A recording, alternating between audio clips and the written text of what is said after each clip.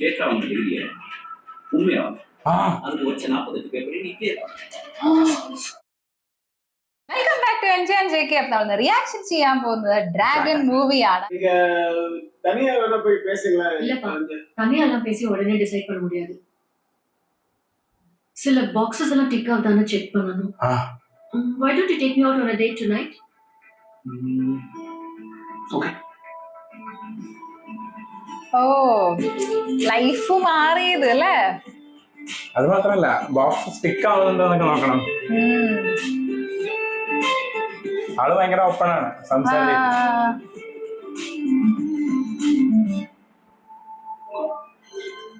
ഓ well mannered.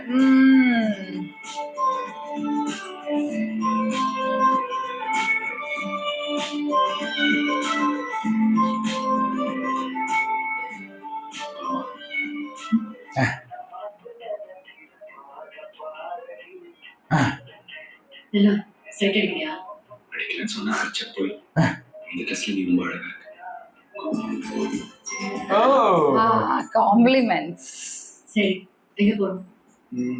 இதனால restaurant C clubbing போலாம். லைட்டா குடிச்சிட்டு டான்ஸ் ஆடலாம்.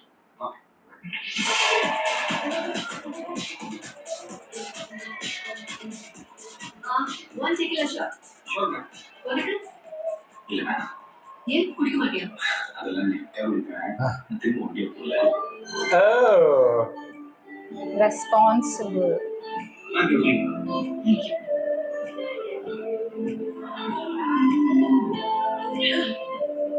Let's dance. Finally. Hey, come, let's dance.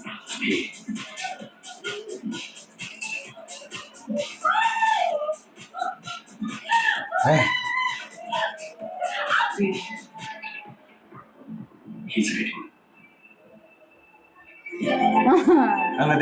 അല്ല അതല്ല, ഇത് കൊഞ്ചം ഓറല്ലേ?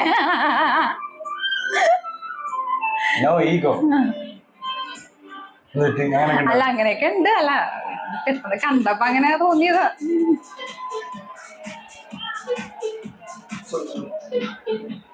അതിന് ചെറിയ ക്രിഞ്ച് ഫീൽ അടിച്ചിട്ടുണ്ടാവും എനിക്ക്.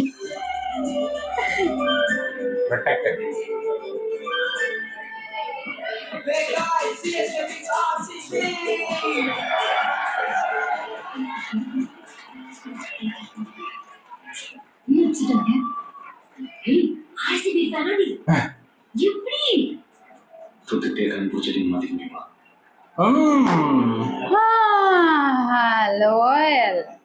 ഓ എല്ലാം ഏകദേശം ടിക്കാണ്. இந்த மாதிரி நைட் டைம்ல தனியா வேற ஒரு பொண்ணோட நடந்திருக்கியா? காலேஜ்ல கீர்த்தியோட. கீர்த்தி எவ்வளவு வருஷம்ல? 6 வருஷம். ஓ லாங் டைம்ல. எப்படி மறந்தாங்களா? மறக்கலாம் பிள்ளை. அவ போயிட்டான்னு அக்செப்ட் பண்ணிட்டேன். அவ்வளவுதான்.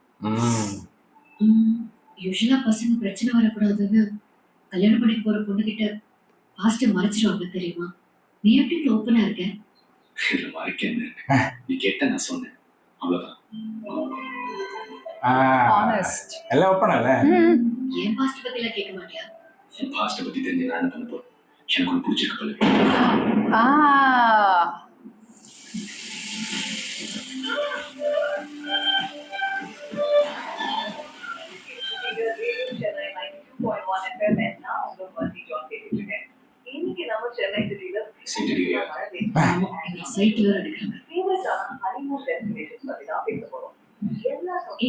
உன்னோட ஹனிமூன் ட்ரீம் டெஸ்டினேஷன் இது?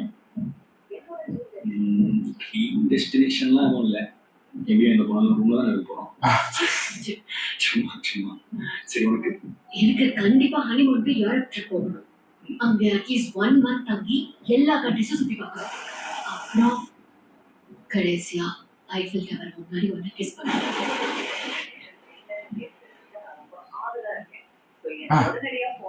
Okay bye. அதுக்கு முன்னாடி இந்த அழகாக ஓய் உனக்கு ஓகேவா இல்லைன்னு சொல்லிட்டு போ. இல்லாட்டி மாட்டி முடியல வேற பொண்ணு தேடணும். ஓகே நம்ம தான் ஐஃபில் டவர் முன்னாடி கிஸ் பண்ணணும்னு சொல்லுவாங்க.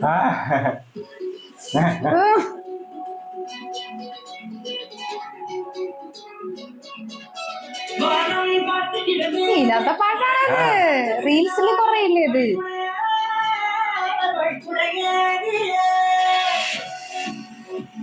പടം ഹിറ്റ് അല്ലേ, പാട്ടുകൾ ഹിറ്റ് ആണല്ലേ. എല്ലാം നല്ല നല്ല പാട്ടുകളല്ലേ വന്നതൊക്കെ. അതാ മ്യൂസിക് ഡയറക്ടർ പുതിയതല്ലേ, ലിയോൺ ജെയിംസ് അങ്ങനെ ഒന്നല്ലേ. ലിയോൺ അല്ല ഇന്നല്ലേ സിദ് ശ്രീറാമാണോ പാടിയിരിക്കണേ ആയിരിക്കും. അല്ലേ? നോട്ട് റോങ് ആണോ?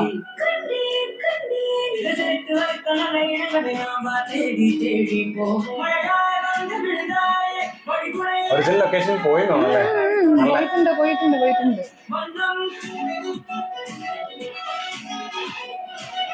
മമിത ലുക്ക് ഇല്ലേ, ഭയങ്കരമായിട്ട് മമിത ലുക്ക്. കമ്പോസിഷൻ ഒരു ക്ലാസിക്കൽ വെസ്റ്റേൺ കോമ്പിനേഷൻ അല്ലേ. കാരണം ഔട്ട്സൈഡ് അല്ലേ, അപ്പൊ അത് ആ ഒരു വൈബ് കിട്ടണ്ടേ. ഇല്ല ഇവിടെ അല്ലേ മമിതയുടെ ലുക്ക് വരുന്നത് കൂടുതലല്ലേ. ഏതൊരു ആംഗിള് ഇവര് തമ്മിൽ ഒരു പടം വരുന്നില്ലേ? വരുന്നുണ്ട്.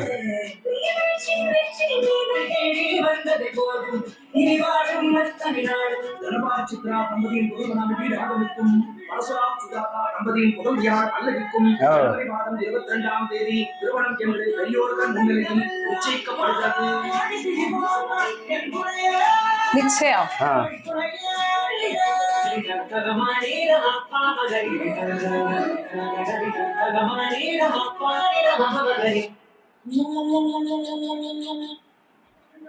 சரி சரி போதும். அதுக்கப்புறம் விட்டுட்டு போடுவீங்க. நைட் மறக்காம ஃபேமிலியோட டின்னர் வந்துரு வீட்டுக்கு. ஏய் சிக்னல் போட்டாலே எடுத்து பத்த வச்சிருவியா? See, I don't want to control you, but நீ சிகரெட் எனக்காக நானே இந்த கர்மத்தை எப்படி நிறுத்தும் பாத்துக்கிறேன். நீ உனக்காக கேட்டல. இந்த பசங்களாம் நாளைக்கு நிறுத்துறேன்னு சொல்லுவாங்க, ஆனா நான் அப்படி இல்லை. இப்போ இங்க நிறுத்த உனக்காக உன் கண்ணு முன்னாடி last on the spot. Okay, അതാ ഓൾറെഡി ആ ഒരു സ്റ്റൈൽ ഇല്ലേ. അല്ലെങ്കിൽ വീട്ടിൽ കോൾ பண்ண நான் பேசுறேன். ஹலோ ராகவன், ஏன் ஆஃபீஸ் கால் பண்ணீங்க? சார் நான் பேசுறேன். சாரி. சீக்கிரம் வாங்க.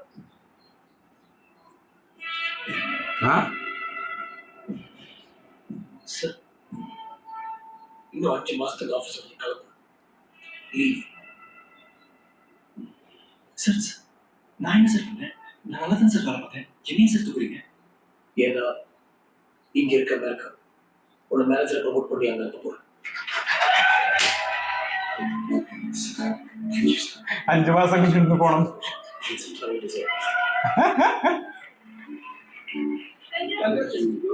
ആൾക്ക് മറ്റേ സാധനം ഇല്ലേ ഉള്ളില്. അതാണ് ടെൻഷനായത്.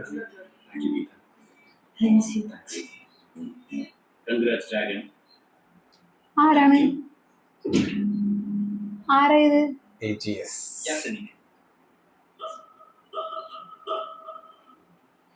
அதுக்கு மாதிரியா? நான் ஒரு காலேஜ் பிரின்சிபல்ப்பா.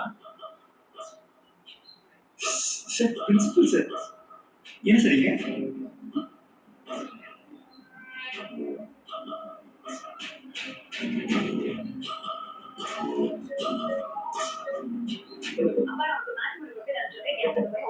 நீ இப்படியும் ரிஜெக்ட் பண்ணா அடுத்த 2 வருஷத்துக்கு தயவு செஞ்சு எனக்கு கல்யாணம் பண்ண அதை கூட டிஸ்டர்ப் பண்ணாதப்பா. பை தி வே உன் காலேஜ்ல படிச்ச பையனா பாத்துட்டு ஓகே. ഓ സിഗരറ്റ് വിട്ടില്ലേ? ഇവിടെയാണോ വീണേ നീ? ഓ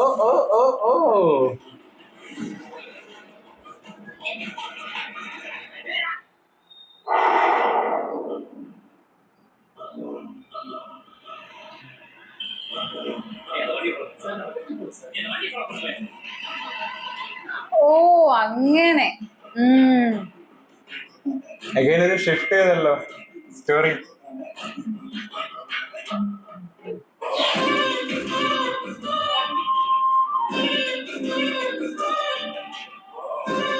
ഓ മകളെ അയച്ചു കൊടുത്തു. சார் ராகவன்ல ஒரு மேட்ரிமோனி ப்ரொஃபைல் என் பொண்ணு லைக் பண்ணிருக்கா. அந்த ராகவன் நிலவரா சார்? அவங்க சார் அவனுக்கெல்லாம் மவுஸ் ரொம்ப ஜாஸ்தி சார். பார்க்கதான் சார் ஆளு நல்லி மாதிரி ஒளியா இருப்பாப்ல. ஆனா பூரா அவன் தான் வேணும் கேட்கறது. ஆனா அவனுக்கு அது எதிர்பார்க்க ஒரு jackpot. എല്ലാവർക്കും பாசனம் ஸ்ட்ரீட் ஓனரே அவர் பொண்ணை தூக்கி இவனுக்கு கொடுத்துட்டாருன்னா பாத்துக்கோங்க. என்னது அவ்வளவு பெரிய ஆளோட பொண்ணு இவனுக்கு? ஆமா சார், இவனை விடுங்க சார், வேற நல்ல ப்ரொஃபைலா பார்த்து நம்ம பொண்ணு நல்லா இருக்கும். എല്ലാരും പറയണം.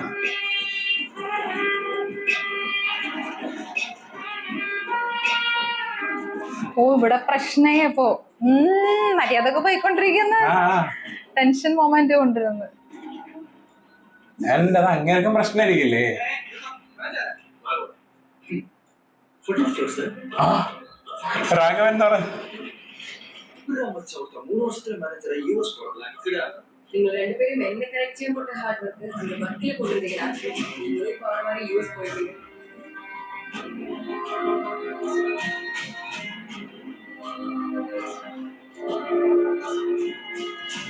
ഓ മറ്റേ എംപ്ലോയി ഓഫ് ദി ഇയർ ഒക്കെ കുറെ കിട്ടിയില്ലേ?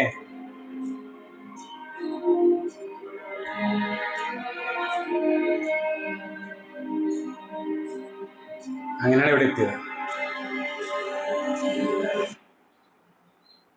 சாரி சார், பட்டு தெரியாம உங்களை போட்டேன். கொடுங்க சார், நான் ஹாஸ்பிட்டல் போட்டேன். தெரியாம பண்ற தப்புக்கு எப்பயுமே மன்னிப்பு இருக்கு. ஆனா தெரிஞ்சே பண்ற தப்புக்கு நல்லா தொடச்சிட்டு வெயிட்டிங் போவா. പണി പണി പണി. ഓ ഇവിടെ ഒരു മറ്റേ ബാക്ക്ഗ്രൗണ്ട് സ്കോർ சார் இருக்கு சார், ஆஃபீஸில் இருக்கீங்க. உங்களுக்கு என்ன சார் வேணும்? பதில் என்ன பதில்? எப்படி இந்த ஆஃபீஸில் டிகிரியே வாங்காதவனுக்கு 3 லட்ச ரூபா சம்பளம் தரான்னு பதில். சார் ஆக்சுவலாக இந்த ஆஃபீஸில் டிகிரிலாம் தேவையில்லை சார், டேலண்ட் இருந்தால் போதும். நல்ல ஆஃபீஸ் சார். ஓ அப்படியா? ஆமாம் சார். அப்போ நம்ம காலேஜில் சில பேர் டிகிரி எல்லாமே அரியர்ஸோட சுற்றி இருக்காங்கப்பா. அவங்களுக்கு இங்கே வளர்த்துவாங்களா? கூப்பிடுவோம், விபிஐ கேட்போம். கூப்பிட்டு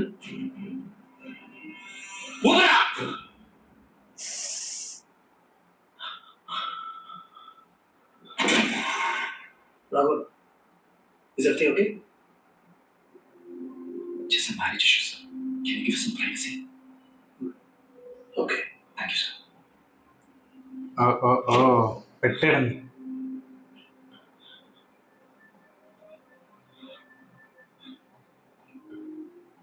சார் சார் முடிச்சுங்க சார்.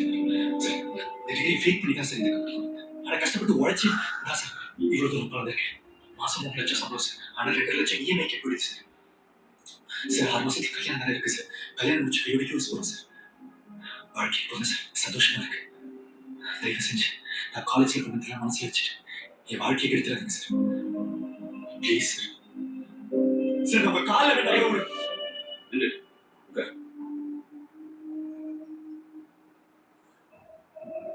உன் லைஃப் கெடுக்கணும்னு நினைச்சிருந்தா நீ ஃப்ராடுன்னு உன் பிபிட்ட உன் மாமனார் பர்சாங்கிட்ட எல்லாத்தையும் போட்டு கொடுத்துருப்பேன். ஆனால் எனக்கு தேவையில்லை. தேங்க்யூ. பட் நீ டிகிரியை வாங்கணும் சக்ஸஸ்ஃபுல்லாக இருக்கப்ப கஷ்டப்பட்டு படிச்சு வேலையில் நான் ரோட்டில் தருவேன். பைத்தியகரமாக தெரியல. Am I right? ரைட். டிகிரின்றது ஒரு பில்டிங்கோட ஃபவுண்டேஷன் மாதிரி ஆகணும். ஃபவுண்டேஷன் ஸ்ட்ராங்காக இருந்தால் இந்த மாதிரி எத்தனை மாதிரி வேணும் கட்டலாம், ஸ்ட்ராங்காக இருக்கும். ஆனால் நீ என்ன பண்ண தெரியுமா? ஃபவுண்டேஷன் போடாமல் இந்த மாதிரி உன் லைஃப்பை பெருசாக கட்டிட்ட. இதை கொஞ்சம் லைட்டாக கட்டினா கூட மொத்தமாக கவனி, உன் லைஃப் மாதிரி. Right right sir. ஸோ நீ என்ன பண்ற? ஃபவுண்டேஷனை திருப்பி போடுற. புரியல சார். அதான்டா நீ ஃபேக்கா வாங்க டிகிரியை உண்மையாகும். அதுக்கு வச்ச 48 பேப்பரை நீ கிளியர் பண்ண. விளையாடாதீங்க சார். 48 பேப்பரோட பேரு கூட எனக்கு என்ன மறந்து போச்சு சார். சார் நான் காலேஜ் முடிச்சு 6 வருஷம் ஆச்சு சார். ரூல்ஸ் படி நான் எழுதாம கொடுத்து. டேய் ரூல்ஸ் பத்தி நீ பேசுறதா? உன் எல்லா பேப்பரையும் கிளியர் பண்றதுக்கு போர்டில் பேசி லாஸ்டா அட்டம் பண்ணிட்டு 48 பேப்பர் எப்படி சார்? எனக்கு ஆஃபீஸ்ல காலையில 9 மணி 5 மணி வேலை இருக்கு சார். என்னால படிக்க முடியாது sir. Please sir, please sir, தயவு செஞ்சு நீ ஆஃபீஸ் சைடு சொன்ன கூட தான் எனக்கு ஞாபகம். லாஸ்ட் செமஸ்டர்ல 3 மாசம் 100% அட்டெண்டன்ஸ் தான் ஹால் டிக்கெட் தரேன்னு சொன்னேன். அதுக்கு நீ என்ன சொன்ன? அப்படியே டிகிரியே எனக்கு வேணாம் சார் சொல்லி எத்தா ஐடி கார்டு தூக்கி போட்டு போனது நான் இருக்கேன். தட் ரூல் அப்ளைஸ் ஈவன் நவ. 8th செமஸ்டர் உட்கார்றேன், குட் பாயா 100% அட்டெண்டன்ஸ் எடுக்கிறேன், ஹால் டிக்கெட் வாங்குறேன், எக்ஸாம் எழுதுறேன். ஓகே, எக்ஸாம் இப்படி செய்யறீங்க சார் ப்ளீஸ். நான் செய்யலடா, நீ செஞ்ச தப்ப திருத்திக்க நான் தர செகண்ட் சான்ஸ் இது. ആളുടെ ഭാഗത്തും ശരിയാണ്. முடியாது முடியாது. Hey, that is your choice, man. See, today is Friday. Monday காலையில 8 மணிக்கு ஷார்ப்பா நீ அட்மின் பிளாக்ல இருந்து நிக்கிற. இல்ல நான் 11 o'clock ஷார்ப்பா உன் வீட்டு முன்னாடி நிப்பேன். I miss you, man. Wow, what a twist. അല്ലേ ആള് ചോദിച്ചൊരു ചോദ്യം വന്നേ ആളുടെ റിവെഞ്ചും ആണത് ചെറുതായിട്ട്. ആള് ചോദിച്ചൊരു ஆனா அதுக்கு 3 மாசம் பாம்பேல ட்ரைனிங் அட்டெண்ட் பண்ணா கம்பல்சரின்னு சொல்லிட்டாங்க. கல்யாணத்துக்கு தான் இன்னும் 6 மாசம் இருக்குல்ல. ஸோ மேசிவ் ஆப்பர்ச்சுனிட்டியை மிஸ் பண்ண வேணாம்னு பாருங்க. ஸோ பாம்பே போதுங்க. As you saw, a lot of marriage issues, sir. Plus, நிறைய கல்யாண வேலை வேற இருக்கு. If you don't mind, ஒரு 3 months work from home கிடைக்குமா? Okay. 2 സ്ഥലത്ത് ഒപ്പിച്ച്.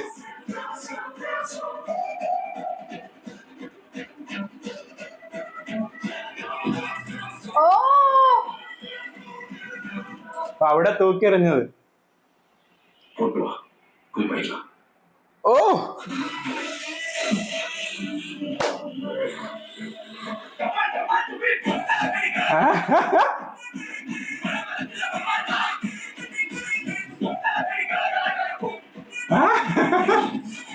Return of the dragon.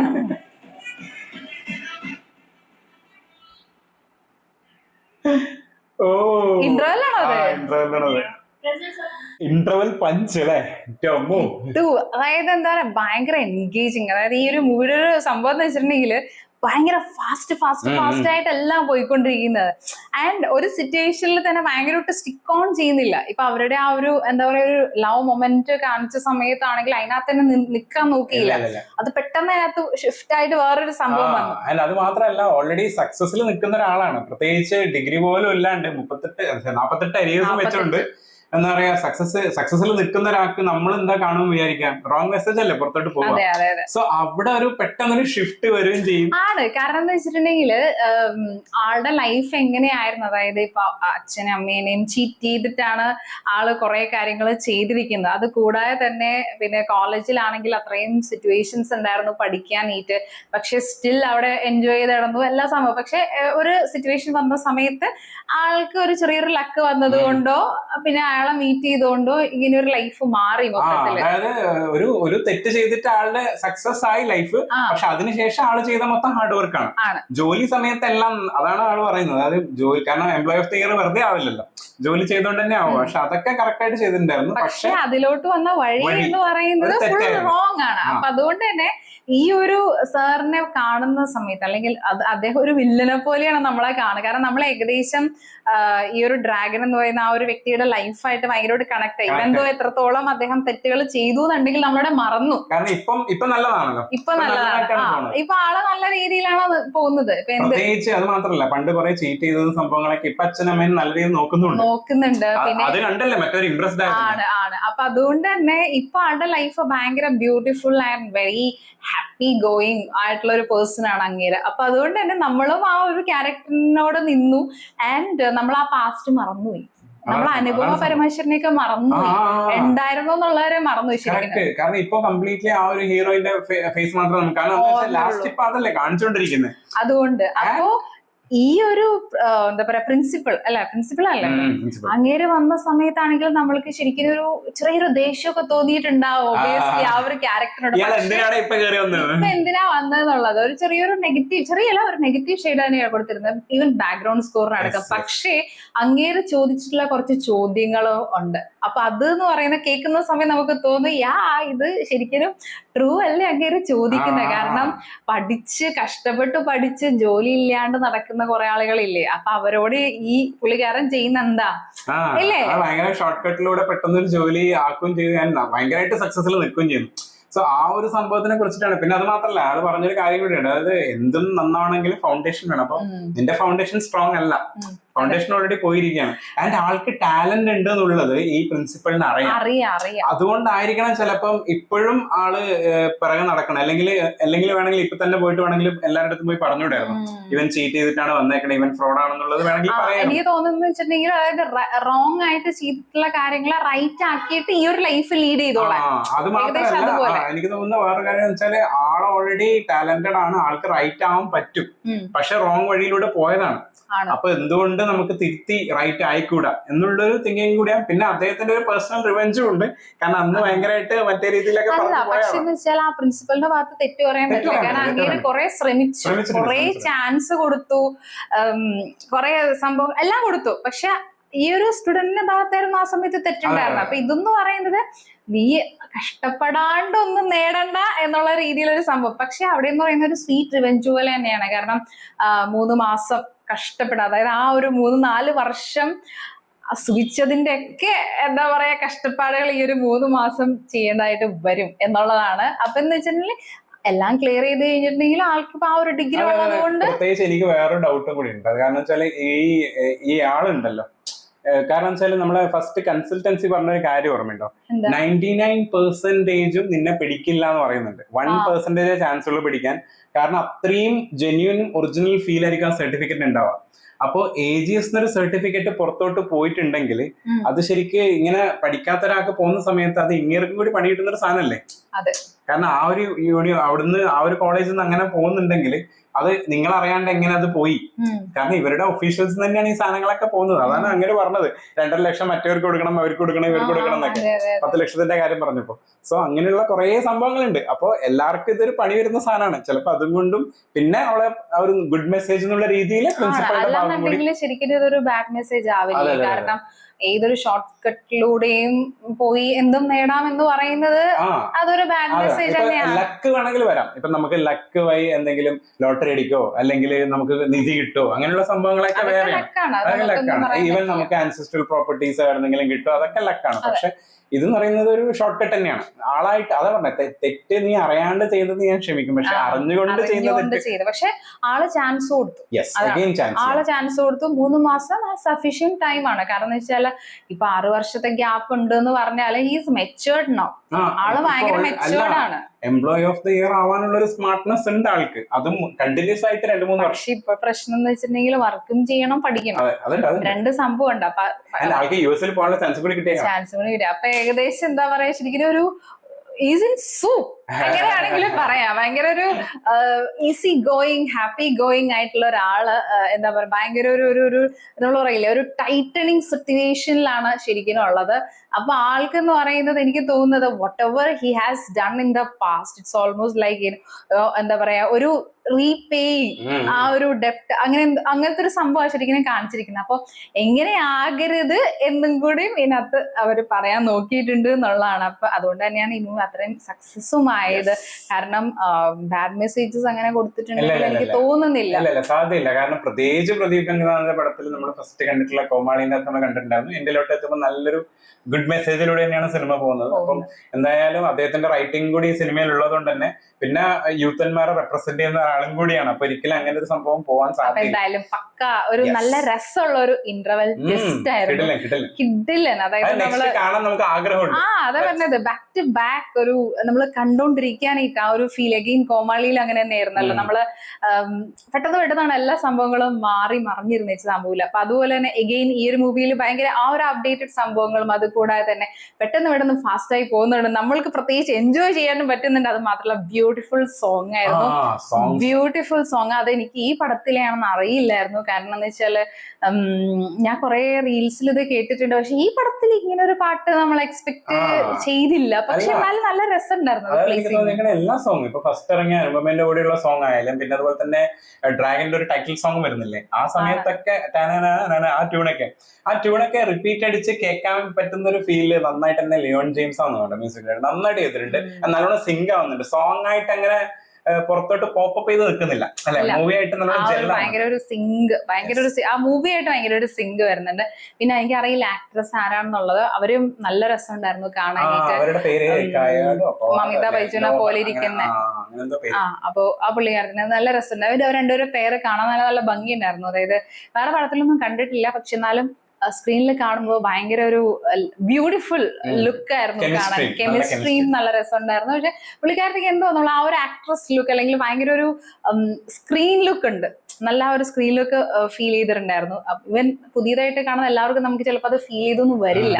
അപ്പൊ എന്തായാലും waiting for the next scene. കാരണം എന്ന് വെച്ചാൽ ഇന്റർവെൽ കഴിഞ്ഞതിന് ശേഷം എനിക്ക് തോന്നുന്നു കുറച്ചും കൂടി ടൈറ്റ് ആയിട്ട് ഒരു ചെറിയൊരു കോമിക്കൽ പാർട്ടിലോട്ട് അല്ലെങ്കിൽ ഒരു കോമഡി വൈബിലേക്ക് പോവാൻ സാധ്യതയുണ്ട് തോന്നുന്നുണ്ട്. കാരണം പടത്തിന്റെ സ്റ്റാർട്ടിങ് മുതലേ നമ്മൾ പറഞ്ഞത് കുറച്ച് ഒരു കോമഡി ട്രാക്കിലോട്ട് ഫുള്ളി പോകുന്നില്ല പടം. അതായത് ഇങ്ങനെ പിടിച്ചു വെക്കുന്നുണ്ട്. കോമഡി ട്രാക്ക് പോകുമ്പോൾ തന്നെ ഇടയ്ക്കൊന്ന് ടൈറ്റ് ചെയ്യണം. ടൈറ്റ് ചെയ്തിട്ട് ഇപ്പൊ ഇന്റർവെൽ തന്നെ ഒന്ന് നല്ലോണം മുറുക്കിയിട്ടുണ്ട്. ടെൻഷൻ അടിപ്പിക്കുന്ന ഇന്റർവെല്ലിന് ശേഷം എനിക്ക് പറഞ്ഞാൽ കുറച്ചൊരു ലൂസ് ആക്കിയിട്ട് പ്ലസ് ഒരു കുറച്ചൊരു കോമഡി സംഭവങ്ങളൊക്കെ ആകാൻ സാധ്യതയുണ്ട്. പിന്നെ എന്ന് വെച്ചാൽ ആളുടെ ഹാർഡ് വർക്ക് അല്ലെങ്കിൽ കാണിക്കാനും സാധ്യതയുണ്ട്. എത്ര കഷ്ടപ്പെട്ടിട്ടായിരിക്കും ഇതൊക്കെ ചെയ്യുന്നത് എന്നുള്ളത് ചിലപ്പോൾ നമ്മളെ കാണിച്ചു എഡ്യൂക്കേഷന്റെ വാല്യൂ പറയാൻ സാധ്യതയുള്ള ഒരു സിനിമ സാധ്യത. വെയിറ്റിംഗ് ഫോർ ദ നെക്സ്റ്റ് വീഡിയോയിൽ കാണാം.